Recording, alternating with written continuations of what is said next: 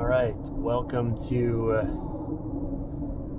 this driving video. Hopefully it gives you a perspective of kind of the area that we're in Florida. So I'm in Central Florida right now. Just got off of I-4. It's a east and west road between Tampa and Orlando, and actually goes all the way to Daytona. Just got off. I was headed eastward on I-4, and we are going, there's a few properties I'm going to be making videos of, taking some videos for some clients that are interested in the property. So it's going to just be a video presentation, but I wanted to show you a little bit of the area. Maybe if you're out of state, or if you're out of state, maybe possibly wanting to invest in Central Florida. The market here is absolutely growing like crazy. There is new houses being built, new communities being built, new multi-family, just like this one over here. Actually, this road we're going to go down, I think we're going to turn actually before that, but there's a lot of these multi-family housing developments, 300, 400, 500 places. We actually are going to turn before then, though. But also, maybe you're watching this video, maybe you're curious of what it's like to be a realtor and kind of what the day-to-day aspect is. Well, come along for a ride. We're going to show you, what it looks like to, in these videos. I hope it's just more of kind of like a vlog style, I guess, kind of a day in the life of a realtor. But yeah, this area is growing. I'm originally not from Florida, but I moved here 3 years ago. It's growing exponentially. COVID, that time frame, really, there was people moving down here before, but it's really naturally expanded since then. People wanted to leave other states for other reasons, taxes mainly, and not being able to live a lifestyle that they wanted, maybe. And this Florida, for the most part, is more conservative, and the prices too. If you're coming from California, if you're coming from New Jersey, New York, the prices are, they've definitely increased a lot the last year, but they're way cheaper than the West Coast or the Northeast. So we're driving right now. Again, we actually are just outside of Lakeland. And this is it's kind of the north part of the Combi settlement. It's just like a little area, just east and southeast of Lakeland.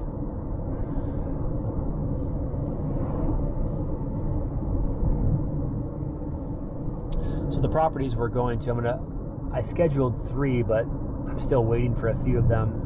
I did it kind of last minute. I have one that I'm going to. The first one is a 3. It's a triplex, and it is 2-1 times 3. So 2 bedroom, 1 bath times 3. So, and it's going for, the current asking price is, I want to say, I'm trying to recall now. I have a few numbers in my head and I'm driving. I think it's like 419, I want to say 419,000, which is pretty standard. That's kind of the normal price. This one I'm really curious, because the condition from the pictures, which are always, of course, that's definitely a thing you'll learn as a realtor. The pictures online are always, and maybe you knew this before, they're always way better than they are in person. There's probably not one time I went to a property and I was like, that's exactly what the photos looked like. It's almost always the opposite. It's like, photos were way better. So you have to keep that, you have to take that with a grain of salt. If a client reaches out to you and says, this looks awesome, it's like, the photos are important, but you should really look at the information, like how old is the AC, when was the roof replaced, those types of items that are actually more pertinent almost than the pictures look good. Because again, you don't want to just be emotional by photos, because again, the seller is trying, the photographer is trying to make the photos look really good. Why? To attract buyers and to get attention to the property. But this is probably a good price. The reason I'm curious about this property that we're going to, though, is because it's they're all vacant, they're all fixed up. So I'm just kind of curious to see, how well they actually did fix them up, because that could, if you fix a place up naturally, it's going to be worth more. So and that's going to, affect rent by a couple $100 a month. If you have a place that's, the 90s style or not so clean, you could rent it for $950 a month maybe, or $1,000. But if you fix it up, throw some, I gotta take this call quickly. Hello, this is Brandon. Hello, this is the appointment center calling. This is a follow-up for your request to show 3016 Ernest on Tuesday, May 28th from 4:15 p.m. to 4:30 p.m. Unfortunately, we could not get confirmation and have to cancel your request. Okay, well, you heard that. That's one of my requests. That's the first time that's ever been canceled. So every state uses something to book or schedule a showing. And in Florida, we use showing time. I'm sure it's probably used in other states as well. But usually, when you click the button on the website, you just book a time that's available. Most of the time, they'll just auto confirm, like allow it, or if it's open. But sometimes it'll say you need the agent's approval. I guess that was an agent approval one. So I texted her. I always text or call anyway, just to say, hey, is it vacant? Is it open at this time? I've texted her, I've called her, and I did the showing time button, and still no response. So I'm probably gonna try her back again, though. Okay, so many things to talk about. So yeah, this property is fixed up. So again, if you fix up the property, even just put in some new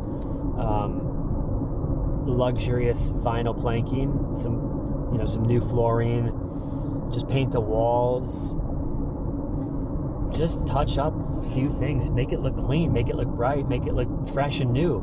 You don't have to spend a ton. You could, bringing that rent up per month, $200, $250 a month, and that's, what is that? That's several $1,000s more a year per room, or per unit rather. So it's worth it. It's worth it.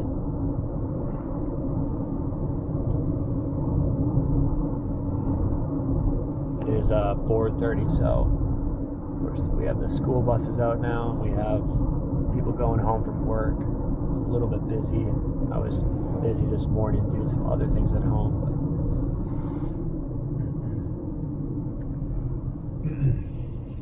the number one thing if you're a new realtor, is to get a consistent day.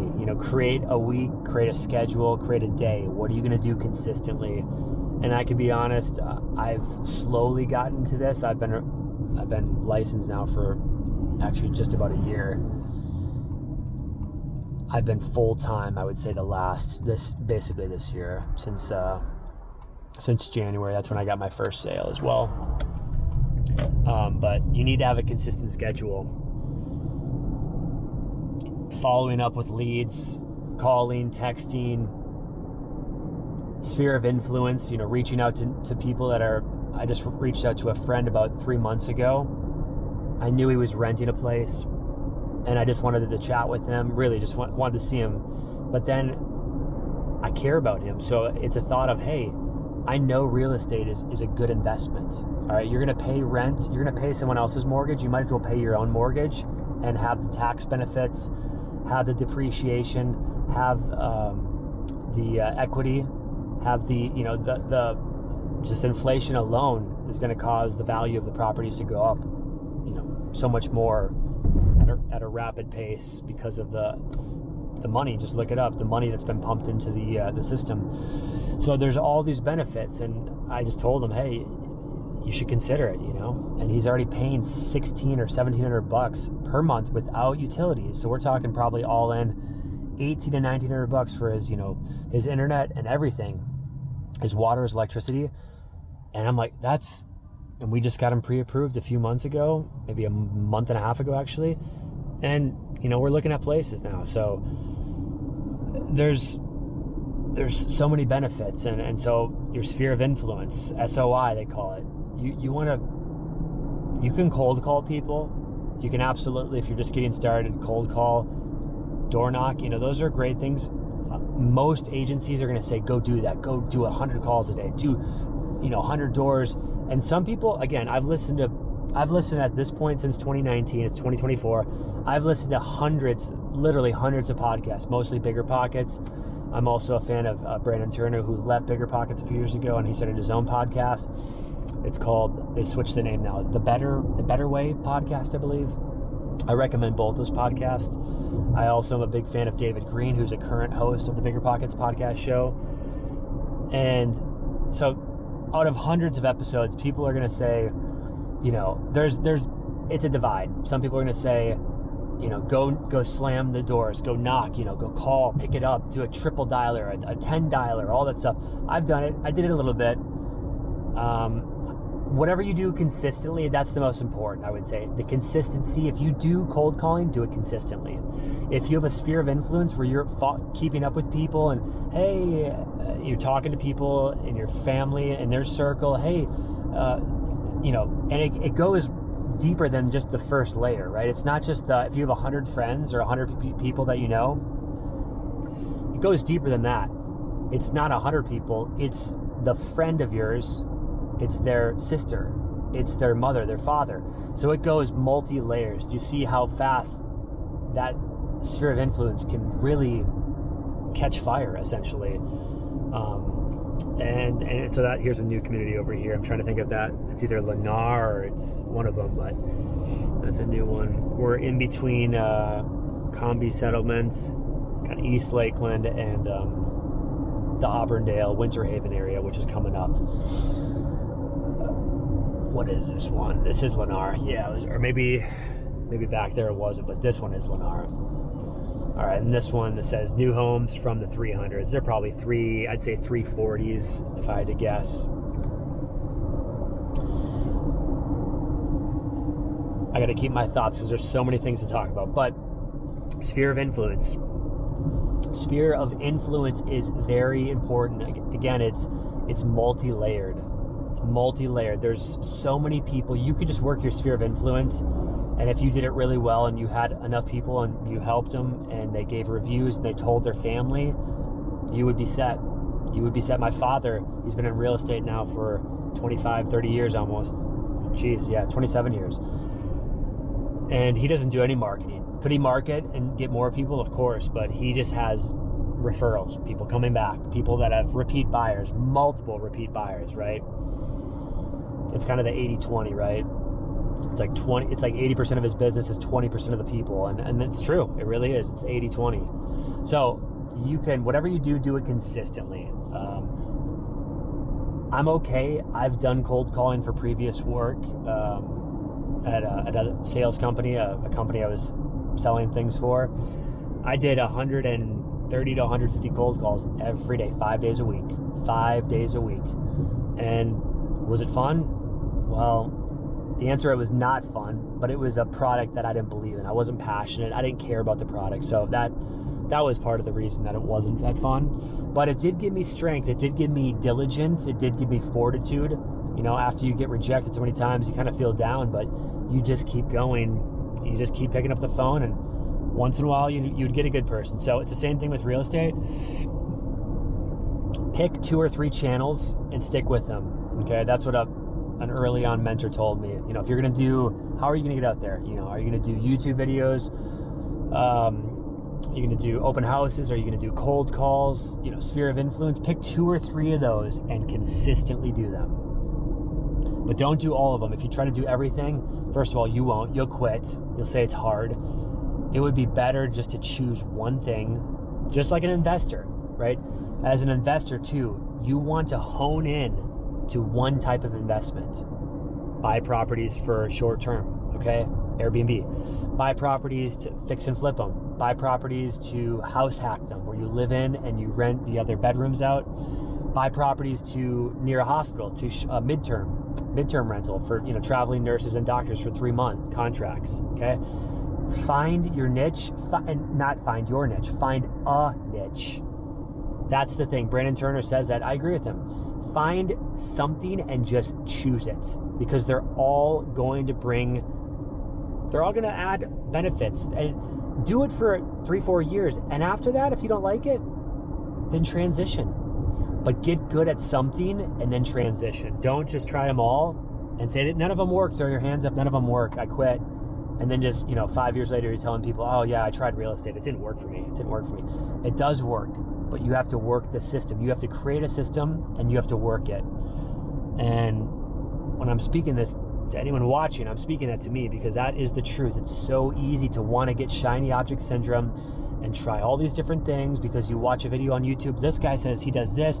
This one does this. Again, as I talked about in all the podcasts, there are people who are successful. They swear by this rule or they swear by that rule.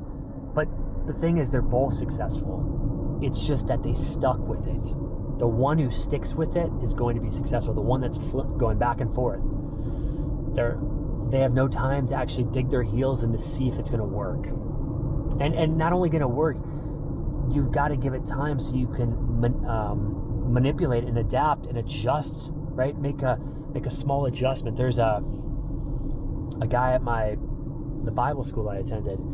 He was a baseball player, and he said he was a pitcher, and I don't know too much about baseball, but he said, I was trying to throw a fastball or whatever kind of ball, slider, I don't know, that's irrelevant, but he was trying to throw something and it wasn't working out. So his coach moved his thumb or his finger literally maybe an eighth of an inch, just a small change, and the coach said, now throw the ball.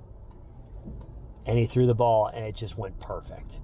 Or it's for me like golf, just change this small aspect. You have to be willing. You have to, why do I keep slicing? Why do I keep making these problems? Well, if you just give up, you'll just say it's hard and it doesn't work for me. But if you learn to tweak and make those small adjustments, whoa, that made all the difference. It's the force multiplier, right? It's something that I've been getting obsessed with lately about, how to, what a lever is and how to create leverage. The piece of wood, if you want to lift a 500-pound rock boulder, you stick a piece of wood under it. Now, if you have a 1 foot, 2 foot piece of wood to push down on it to lever it up, it's going to be really hard. Now, if you get a 20-foot piece of 2x4 or whatever the wood is, and now push on it, that lever, you have 20 feet away, it's going to easily move. That's leverage.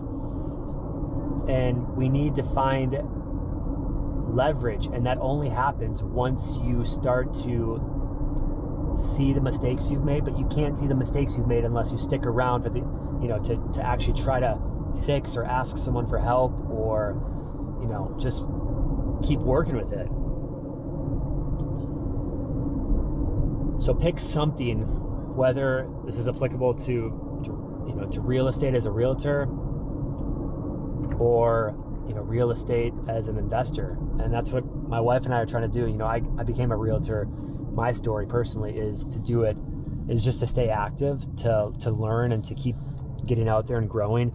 But personally, more importantly and more so is me it's the same number. Let's see if they accepted it. Hello? Hello, this is Brandon. Hi, Brandon. This is Miles. Brandon, I'm calling regarding a show that you requested for 3016 Ernest. It has been cancelled. It was originally for today, 28th of May, between 4:15 and 4:30. Yes. We received a call from the owner of the property. Because his phone was not near him and he didn't reply on time. And also he mentioned that the property is occupied by 2 tenants, so he would really appreciate if you want to show the property, of course, to schedule the appointment for tomorrow morning, if it suits you, of course. Okay. I'm sorry. I have a few showing. What was the address for this one, sir? 3016 Ernest. Okay. Yeah, it looked like on the on the MLS, it showed that one of the units was vacant. Is that not correct then? Let me just check. Unit 1 is vacant, but unit it's occupied. Okay. Yeah, I'm totally fine with just doing the vacant one. I wasn't even trying to go into the occupied one. That's totally fine with me. But yeah, I'm already in the area. If I could show that vacant one, that'd be great. But if not, it's not a problem. Understood.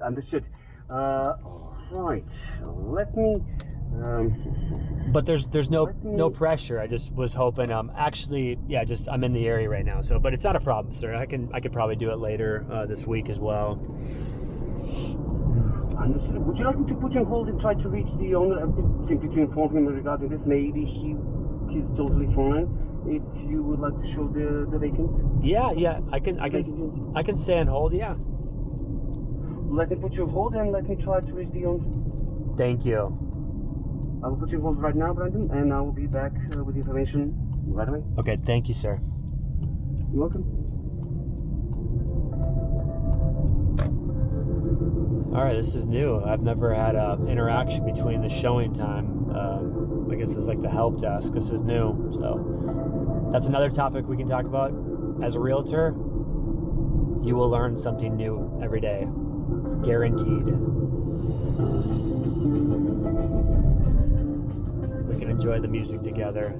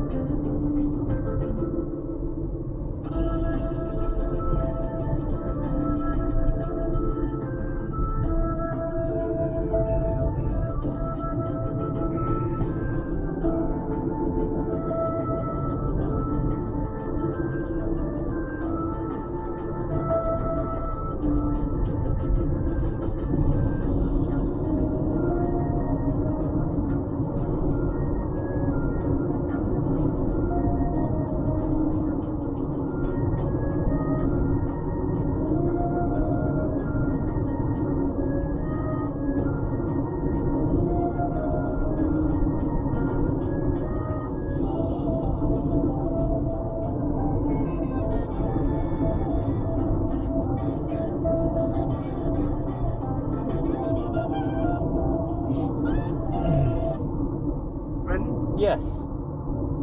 Now I've reached the owner, and he totally agrees if you want to show the property since you're in the area. Perfect. He's totally fine. Okay. Is it just an electronic lockbox then? I cannot provide you that kind of sensitive information until the appointment is confirmed. And basically, you will be notified via email. Okay. Perfect. No, you would like to schedule the appointment? I can suggest 5. Yeah, let's do. I'm actually doing another one right in the area, right in about 5 minutes. So let's schedule it for 5:15, please. 5:30, please. 5:30. For how long? 2 hours is the maximum appointment length. Oh, just 15 minutes is fine. Yep. 5:30 till 5:45. Correct. Understood. Consider it done. Brendan, you will be informed via phone and email. Okay. As soon as the request is confirmed. So you have nothing to worry about. Okay. May I help you with anything else? Nope, that's it. I appreciate your help. You're welcome. Enjoy the rest of the day. You too. Bye-bye. Okay, let's get back. Yeah, that's new. That is very new. I've never had someone reach out to the owner for me to see if we could schedule it. Okay, that's very new. Hello, this is Brandon.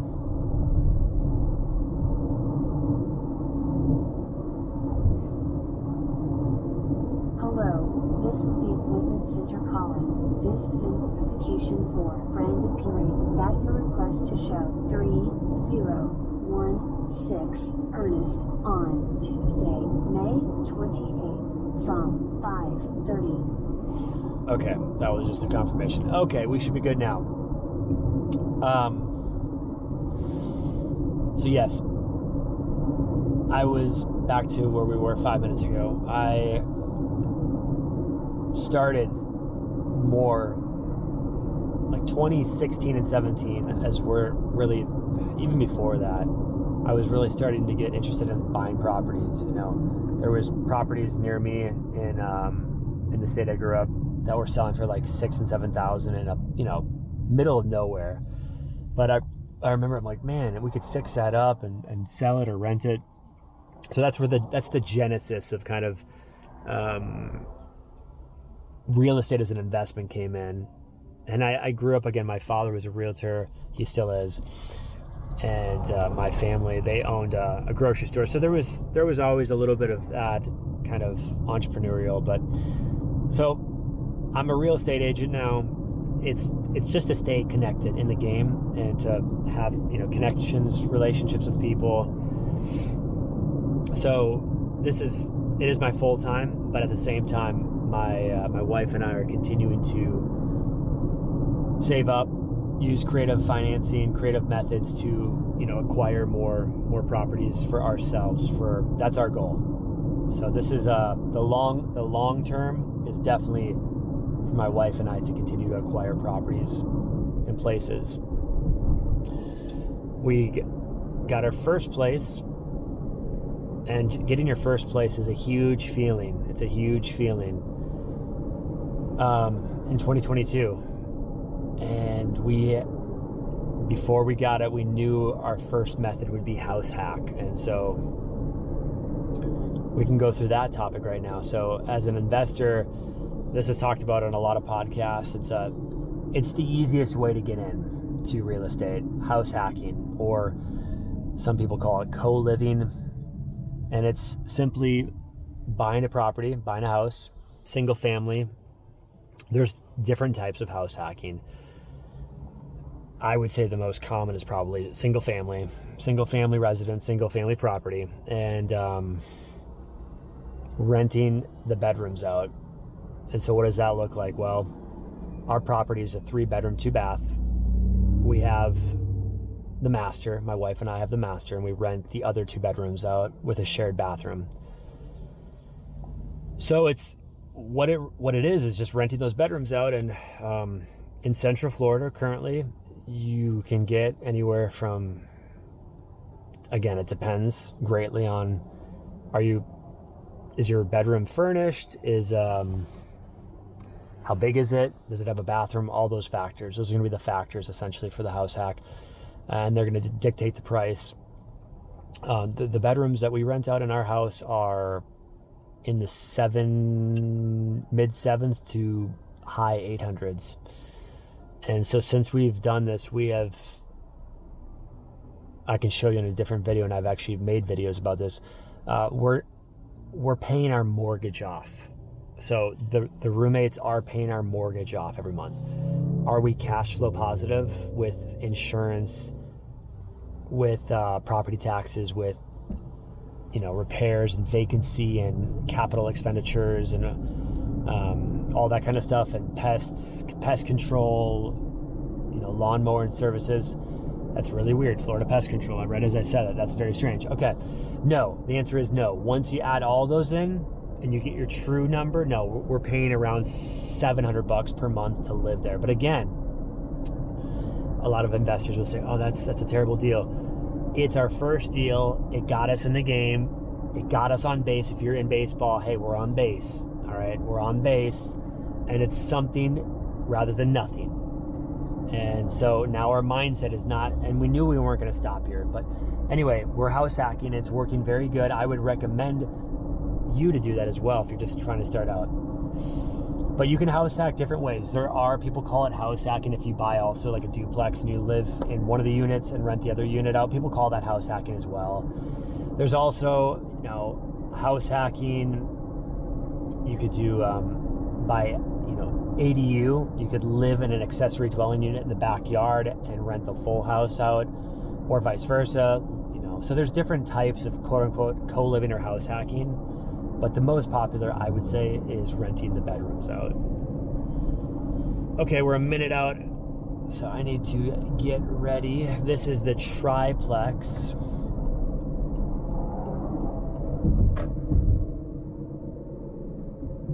And this area, I've drove by this area a couple of times, but I'm not exactly familiar with, to be honest, with this particular area.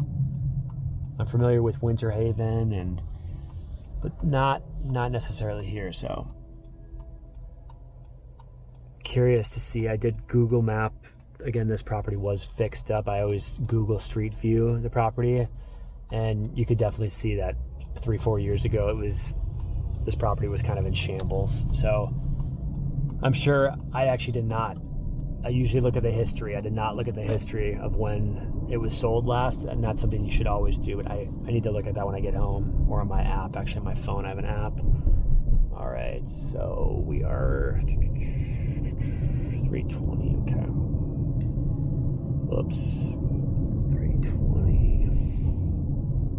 Oops, I just missed. Okay, it was down that turn. It's kind of a really strange road. Gonna do a U-turn. I got people riding my behind.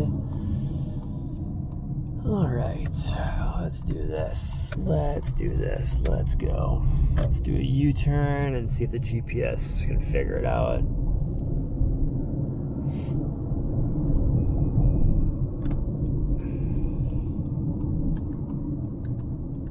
All right, there it is. I can see it. I see the color from the MLS. This is a very strange road we're on right now. Very, very strange. Like 5 intersections in the same area. For sale. There we go. So yes, it's definitely, they trimmed the tree on the website, on the Google Street View. It was actually, this tree was really grown, but overgrown. This is outside's looking okay. I'm looking decent. So I'm gonna pause this video. I'm gonna make a video for a client right now with this camera, but I'm gonna resume when we get back. So we'll talk to you in a second. Thank you. All right, we are leaving. I know we skipped a property actually. After the first one, it was like a 10-minute drive. I just didn't record. Second property was a triplex as well. It wasn't, one unit was open, one unit was vacant, the other 2 were occupied. It was not like the first one. It was a lower classed neighborhood, and just overall not nearly as impressive as the first one. First property was good, clean. It's all vacant, it's all ready to go. Just the first one did need some new AC units. Other than that, and washing and drying machines. Other than that, it was ready to go. So that's gonna be a perfect property for an investor. Is it gonna make the 1% rule? No. What's the 1% rule? Well, 1% is it's what it sounds like. If you buy a property for $100K and you rent it out every month for $1,000, that's 1% of the property price. That's considered, at least it used to be considered, something, something to aim for, something that was achievable. It's harder now. It's not impossible. I'm not going to say it's impossible. It depends where you are in the country. But it is harder in Florida. So that one was going for $420 with the 3 units, and I would say $1,300 per unit. But still, that's $1,333 would be $3K a month. Excuse me. Sorry. What am I saying? I meant to say. I'm trying to do math off the top of my head. Sorry, 13. If they were rented for $1,300, you would get $3,900. But yeah, $1,333 would be $4K. So it is close. It is close. But again, that is not taking into account property taxes, vacancy, capital expenditure, all the other things that you want to account for in a property. I apologize. This road between Auburndale and Lakeland is very run down, very bumpy. So I hope you can hear me okay. So yeah, we're in between. We are now headed west. We're westbound to our last property viewing for the day. It's in Lakeland. This is a great area. It's by Lake Hollingsworth, one of the most, and Lake Morton. Those are their, top prime areas near downtown, south of downtown. Very beautiful area. The lake has a path around it, and runners, joggers, bikers, everyone uses that path every day. It's a great. That's where I run even. So it's a great area. It's near a university. Yeah, this road is just absolutely unbelievably terrible. It's near a university. I always mix up the universities. Florida Southern, I want to say, because there's also Southeastern University. Let's go around this guy. So yeah, the 1% rule was very common after the economic downturn in 2008, 2009. A few years after, you could get 1% rule, but it's harder now. Now, can you get the 1% rule being more creative? That's the difference between the 2012 market and the 2024 market, 2013 market, okay, compared to now, is you got to be creative to make deals. I'm talking about as a real estate investor now, you have to be creative. And what do I mean by that? Well, it's kind of what we were talking about on the first part of the video, on the first drive. It's you need to create opportunities, and it's just temporal. House hacking. My wife and I are house hacking now. Is it forever? No. But for this property, our first property, this is the play we're doing. Now we'll change up that strategy later on, but this is our play right now.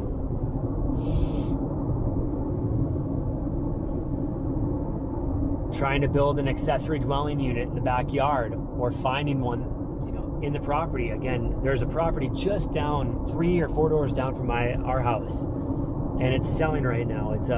It was a fix and flip. It was bought for $227,000 in February of this year. They just listed it 2 weeks ago. So 2.5 months later, they listed it for $425,000, and it has an accessory dwelling unit in the backyard, and it's pending now for $435,000. So it's 10 over. That's the only property that I can recall, really, lately, as of late, that's over asking price. And I really believe it's because it has that accessory dwelling unit. They're going to easily be able to rent that unit out alone, apart from the main dwelling. They're going to rent that out for easily $1,200 a month. So, multiple creative opportunities there. A family could live in the house. It has a pool. They could rent that. They could rent that ADU out, help pay for their mortgage. A single guy or a married couple, maybe without kids, could live in the ADU and, house and rent by the room in the main house, in the main dwelling. That would be more cash flow that way. You could rent for 3 bedrooms. You'd make more than the ADU. But anyway, the point is, you've got to be creative. So when people say there is no deals, that's partially true, but it's what can you find where you can be creative with? That's the better question. Instead of saying there's no deals, learning the zoning for the area. Can I build an ADU back here? Can I do short-term rental? Can I do mid-term rental? Can I just figure some unique things out? Hey, is there kind of a basement and a top level? And hey, maybe I could build just a kitchen up here, make it 2 units, get it, make sure that's legal again. Everything you have to make sure is legal with the county, the city, the neighborhood. Everything has its own restrictions, rules. You have to check with your city planner, your county, all that kind of stuff. They'll all have different rules and regulations.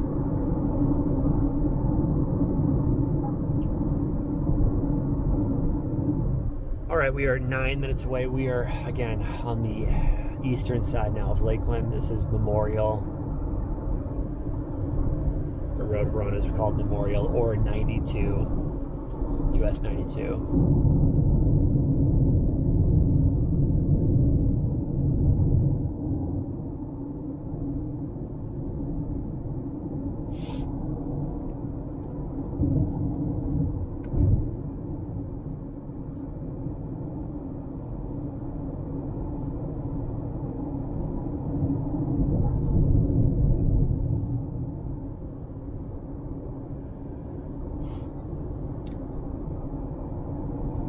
So this property we're driving to right now is out of all three.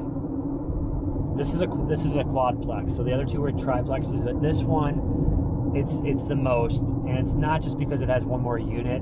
I mean that too, but it's by far the nicest area out of all three places that we're going to. This is the nicest one, nicest neighborhood.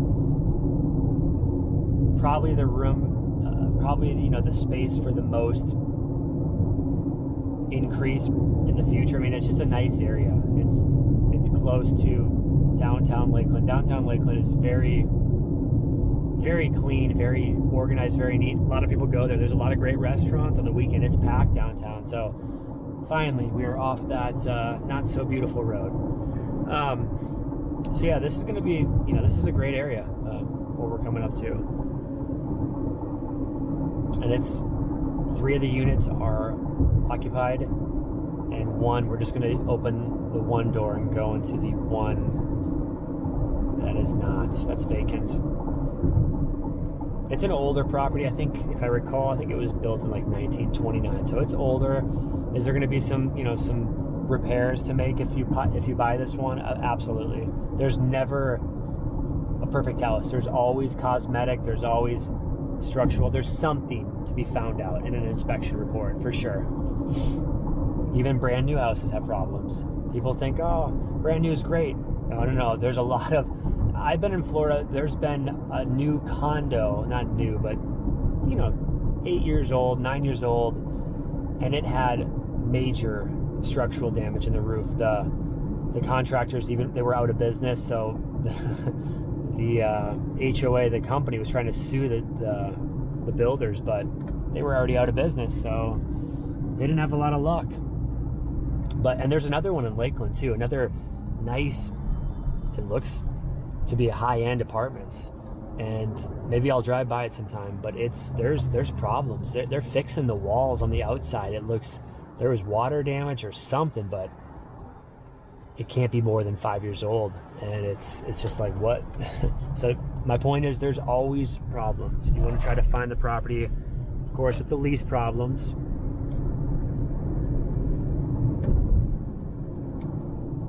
And the first part, though, is to go look around. You got to go find properties, and once you walk through, and it, you can tell a lot with your eyes, but there's going to be hidden stuff as well. Stuff in walls, the foundation, and that's going to have to be done with an inspector. An inspector is going to come out, and they're going to give you, the truth. They're going to find leaks, they're going to find holes, they're going to find,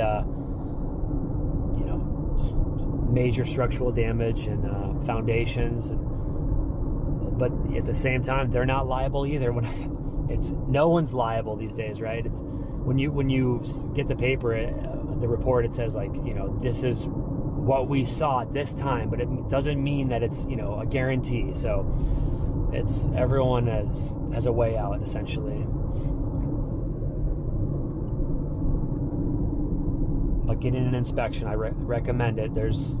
I know 2 years ago in 2022, people were waiving their inspection because the market was that hot. People wanted properties, and so they were saying, here's our escrow, no inspection period. We'll take our chances. So, and I mean, there are buyers, people who have bought enough properties. There's always a risk, but people can, if they've walked through hundreds of properties, they know, they generally know what's, or they account for it. Hey, if there is a foundation problem, in 3 years I'll have enough CapEx saved up, I can pay for it.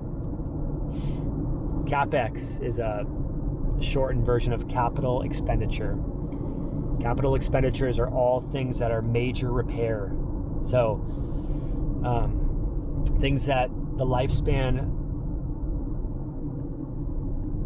of things accounting for large item things. So the roofing, which 10 to 20K, depends on the size of the roof, and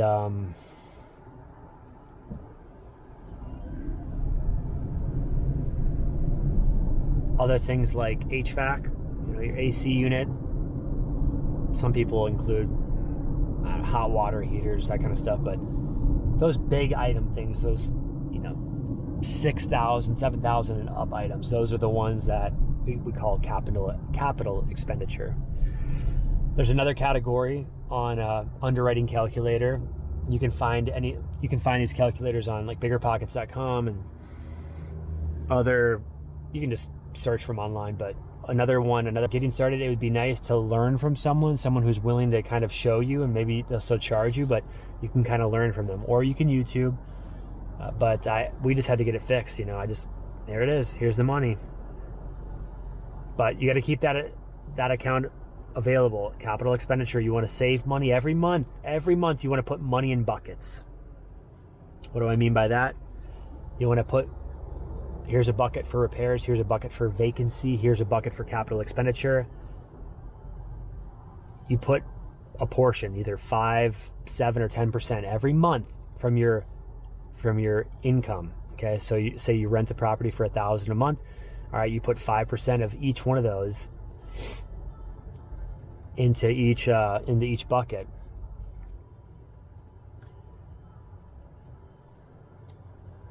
And after a year, you're gonna have some money saved up. So when you need to, this guy went through a red light, my goodness. And in a year, you're gonna have money saved up. When you need a sink fixed, it's the most beautiful feeling when you just have the money in your account specifically for that. You just pull it out and you pay the contractor. It's a beautiful feeling. Or we had a well pump go out last September at my property, and people will freak out if they're not ready for it. This is the neighborhood we're getting into. So the university is just down this way to the south of me. It's an older neighborhood, but again, it's very peaceful. It's a better class. I'd give it a B+. The houses are older, but it's very clean, organized, and nice. Close to downtown, close to restaurants. So the worst feeling is you buy a property and then you have something go amiss. Oh man, the well pump went out, $2,500. Most people freak out because they didn't plan for it. Do we have a stop sign? Yes, we do. They didn't plan for it. We did. We had money ready to go. We had it in an account. We paid for it. We paid the guy. It was done. It was a beautiful, beautiful feeling. So as long as you make those buckets and you account for those expenditures, and they will happen. It's not if, it's when. They will happen. Don't roll the dice. If you're getting into buying properties and you think, that's like saying I'm going to play ice hockey, except I'm not going to play with ice. It's part of it. So, all right, this is 728. I got to look for this property. I think it's right here. It's this white one. Of course, this car is parked there. No parking on this side of the street. Okay. I'm going to have to do a U-turn.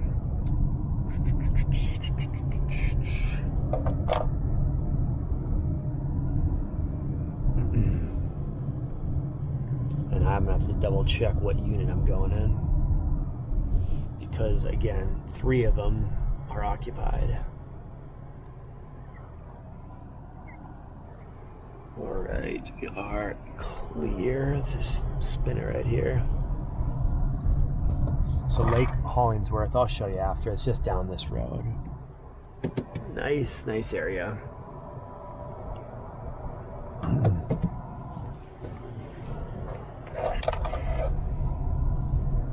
All right, guys. Well, I will pause here, and I'll be right back. We could finish up a little closeout for 5 or so minutes to finish this video off. Hope you enjoyed it so far. Okay, we are back, guys. That's our last house of the day. It was a dud. I've never done that before. I've walked in in 1926 it was built. You can see all these houses, but again, people are fixing them up and they're beautiful inside. But that one has work, and that was just one of the units. I don't know anyone right now who's looking to put that much money and work into a unit. I have two investors that are looking kind of in this price range in this type of property, and they're both looking for more turnkey. That was not turnkey, so I didn't even bother. I've never done that before, but I just walked out. I'm like, nah, that's not for us. Not for us. It's the best area though. Wow. The library is right here. It's a great library. There's a coffee shop here. This is Lake Morton straight ahead. Yeah, it's a great coffee shop. It's called Black and Brew right there. This is Lake Morton, a smaller lake. But let's go. I'm going to show you quickly Lake Hollingsworth. This is a great area. Really great. Historical district. Nice. Bikers, runners.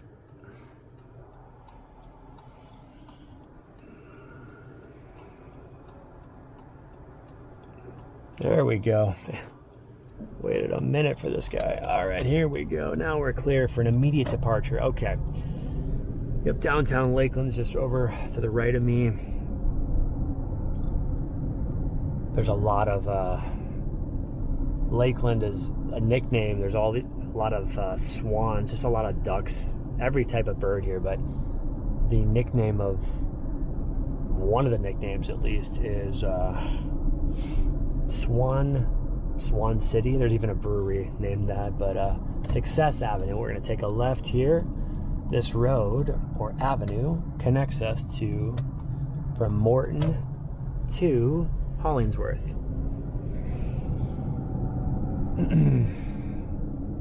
All right, so out of all the properties today that we've drove to look at, the first one was the best structure. The last one is by far the best neighborhood. The second one is a complete, in my opinion, it's difficult to make. I mean, it's going to be the hardest to make. I'll just say it this way: it's locked in because it's around so many other duplexes. It's going to be hard to, even when you fix it up, because of the neighborhood, it's going to be hard to make a big increase in rents. So the first one, I think it's fixed, ready to go. And this last one, if someone has 150K or more, probably for all the units to fix up, it's going to be a beautiful property, but it needs some TLC. You can just see just the category neighborhood. You got families walking here, their dogs, and pushing their children, and a little bit more relaxed neighborhood. You can just see compare and contrast, and that's kind of, they've been fixing that house up there. I don't know if you can see it, over a year. I remember walking this road a year ago in April, and they probably didn't even start then. They probably started like 5-6 months before that. So they've been flipping that one for a while.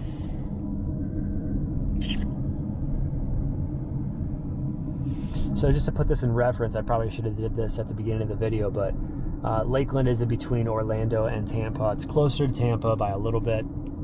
Depends on the time of day, if you're in rush hour or not, but you can usually get to Tampa in 35 to 40 minutes, sometimes quicker. Orlando's longer. Or with the Disney traffic, you have to go through an area called Champions Gate and Celebration, and that's where all the Disney people, that's where they rent their properties, their houses, their Airbnbs. And so it's more like an hour and 30 minutes to get to downtown. You can get there in 50 minutes without traffic. Like right now, like 6:30 is perfect time to go to Orlando, but morning time it takes a while. So here we are, guys. We are at, wish there was not a truck behind me so I could kind of go slower, but we are at Lake Hollingsworth, and it's a awesome area. I love to run here. Beautiful properties, beautiful lawns. People really keep their lawn well. It reminds me of the Midwest where I grew up. People really keep things up well in this area. We'll finish once I wrap around the lake. In about 5 minutes we'll finish this video up. But I hope you enjoyed kind of just coming along and seeing what it's like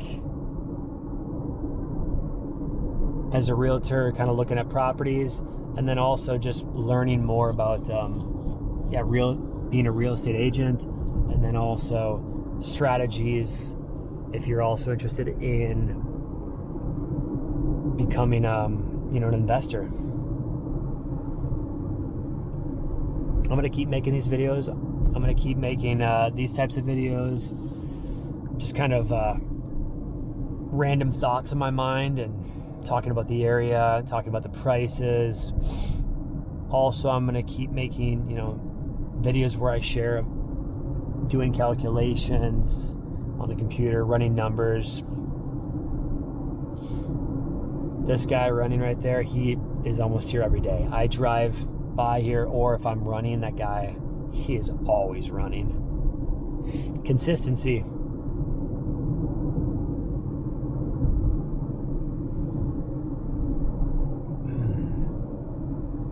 The loop around the lake is around just short of 3. It's like 2.84, 2.85 miles. Just under a 5K.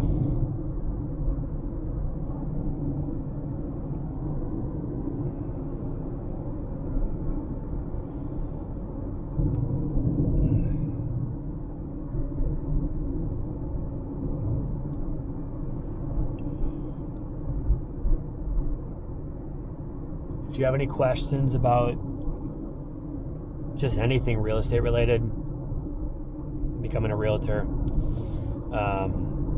investing, house hacking specifically, I'm the most comfortable giving information about that because I've done that. I don't like to give information to people about things that I haven't done. I have done house hacking. I'm continuing to do it, and I'd say doing it quite successfully. I mean, we're pleased with it, and my wife and I are getting ready to. Never seen cars parked there before. It's interesting. Here's some beautiful properties over here. It's hard. If I was driving the other way, I should have drove the other way around the lake. Then you could see the properties easier. But we're getting ready to buy our next property, which is going to be actually out of state. It'll be in Arizona. I'm gonna end the video there, guys. I have a call coming in for a client, and but I hope you enjoyed this, and I'll see you guys later.